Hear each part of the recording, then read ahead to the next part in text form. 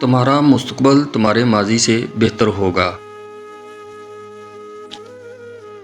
اے عیبوں پر پردہ ڈالنے والے، میرے عیب چھپا، اس دنیا میں بھی اور آخرت میں بھی۔ آسانی کا انتظار کرنا بھی عبادت ہے، کیونکہ آزمائش ہمیشہ نہیں رہتی۔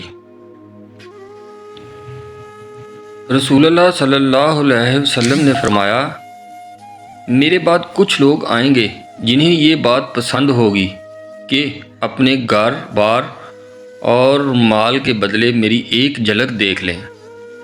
سبحان اللہ۔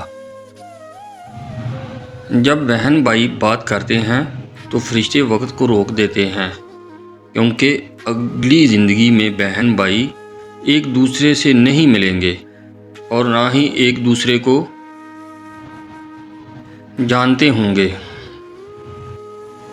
اس وقت دنیا کو نرم اور پرسکون لہجوں کی انتہائی ضرورت ہے، جو آئندہ نسلوں کے لیے ایک خوبصورت تحفہ ہے۔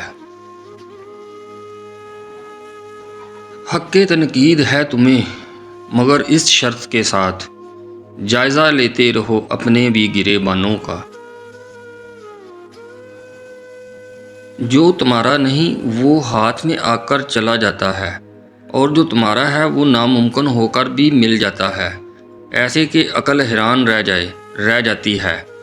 بس اللہ کے فیصلوں پر یقین رکھیں۔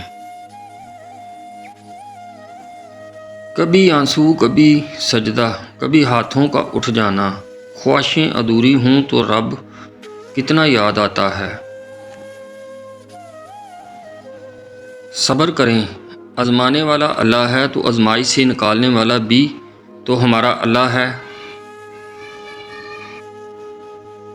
اگر انسان صبر کرنے والا ہو تو اس کے ساتھ کی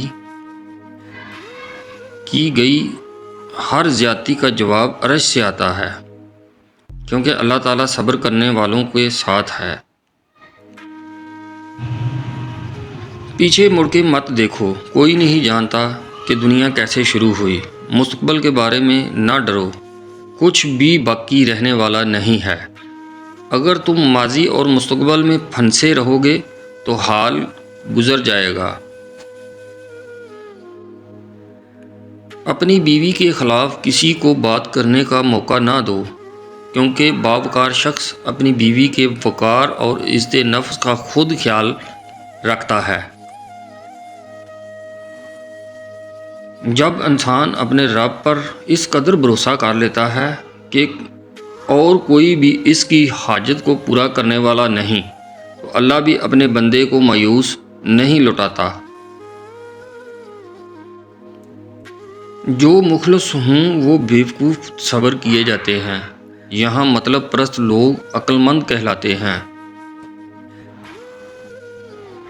سکون انسان کا کمال نہیں، اللہ کی عطا ہے۔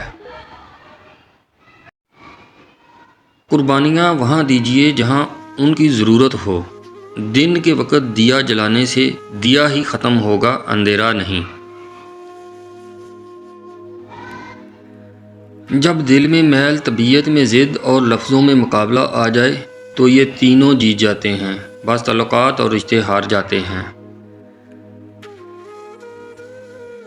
کسی کا بھلا نہ ہو سکے تو برا کرنے کی کوشش نہ کرو۔ دنیا کمزور ہے، لیکن دنیا بنانے والا نہیں۔